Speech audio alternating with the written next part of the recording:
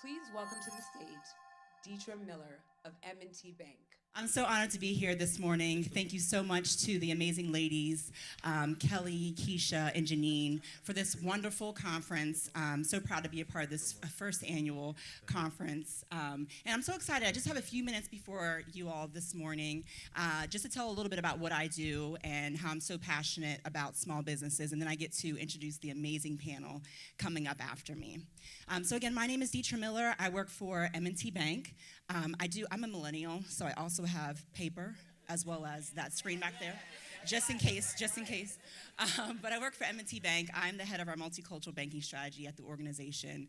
And my journey and my goal here is to ensure that everybody has equal access to opportunities, which is really important, especially for people that look like us, women, people of color.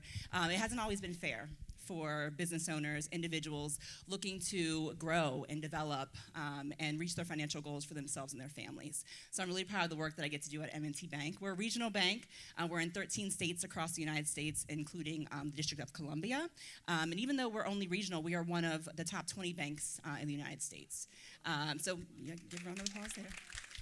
And we are a top 10 SBA lender, which I'm going to talk a little bit about the SBA, what that is. But really proud of that. We're only a regional bank, top 20 in the nation, but we're top 10 and number one in many of our states for what's called SBA lending. So that's a Small Business Administration, provides a guarantee for us to be able to give more loans to communities. And particularly what we're seeing is a lot more women, people of color, veterans are getting more access to loans because of the SBA. Now, I know there's a lot going on right now with this political environment, but we're still steadfast and strong and really committed to ensuring that everybody has opportunities to thrive and to grow. So I just have a couple tips. So I know there are many business owners in the audience or aspiring business owners, and there are three things that I just wrote down that I think are truly important. When you think about small businesses, the number one reason businesses fail is because of lack of capital, lack of access to funding to grow, to start, to sustain businesses. And a part B to that is the lack of monitoring and planning with your funding. So first I'm going to give a couple tips on how to get access to capital. People used to tell me, Detra, I just want to know how to play the game. If I know how to play the game, then I can win the game. So when you are looking for capital, it's really, really important. Just like you find your friends and your people, the people that bring you joy in your life, and you're very selective over that, as well as the partners, the people that you decide to live life with romantically. You're selective, right? So you should do the same thing with the bank. If people are not encouraging you and promoting you and giving you tips and tricks on how to be successful, you can go to another bank. There are a million of us out there, right? There's no shortage, but you want to bank with people, a person that you know is going to be your advocate, because at the end of the day, when you do apply for capital, there are underwriters behind the scenes that don't get to see you, don't get to know your story, the glory in your story. So it's really important to be selective and find that banker who is going to have your best interests at heart. And our tellers are wonderful when you go into a branch. For those that still go into branches, I know that doesn't happen often these days. But whenever you go into a branch, it's great to talk it up with tellers, but you really need to find a branch manager or a business banker that specializes in working with small business owners, because that's who's going to help you navigate through the application process. That's who's going to help you get your credit package together. That's who's going to help you tell your story so that the underwriters understand that you're not just words on a paper, on an application, not just numbers behind the scenes. So find your banker, find that person that's going to advocate for you and that you can trust.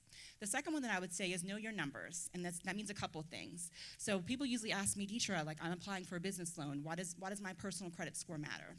It matters because you are your business. So the way that you typically handle your personal credit is how you're going to handle your business credit.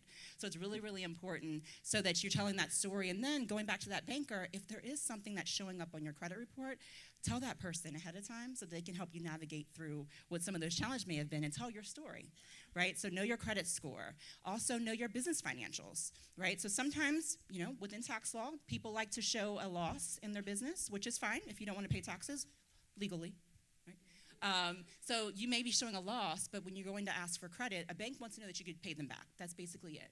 So if you are showing a loss in your taxes, that's another conversation to have with your accountant to make sure if you know that you're going to be applying for capital, we need to let those numbers show differently. You may pay taxes, but then you get access to capital for your business, right? So you got to weigh which is most important, capital for your business or being able to reduce your tax liability in this stage in your life.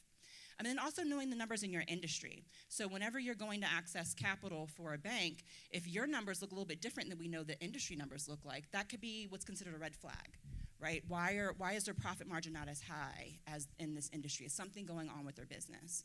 So how do you get that information? You get it through the libraries have that information on industries, especially if you're a startup, right? You want to be able to get capital. That's what the SBA, Small Business Administration loans are for.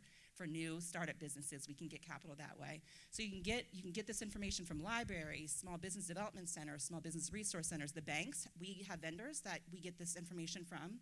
Also, things like SCORE. So it's a small business mentoring program where retired business owners donate their time to be mentors. So there are lots of different ways that you can get access to industry information so that you know your numbers. And then lastly, which may seem, this is more of a soft tip, but the ability to be vulnerable is really important. Again, if people don't know what's truly happening, all they see is what's on paper. All they see is what's coming through the computer, through the credit applications that we pull. So if something's coming up there, but you didn't tell us ahead of time, we can't help you mitigate against that risk, right? So that we can take a risk on you and your business. You're taking a risk on yourself, we want to take a risk on you as well. So as much as you can be vulnerable with a bank, once you find that banker that you can trust, that you vibe with, please allow yourself to do that because it's really important so you have advocates to tell your story. Okay. So those are the three things that I would say is, find that banker, find your person, just like your regular people that you find in your personal life, find your person that can work with you. Know your numbers, both your credit score, your business numbers, your industry numbers, and be vulnerable. As hard as that is, because banks have not earned the right for you to trust us, I completely understand that. And that's why it's so important to do your dating of banks and bankers so that you find the right person for you. So hopefully that was helpful for all of you that are in business or aspiring to get into business.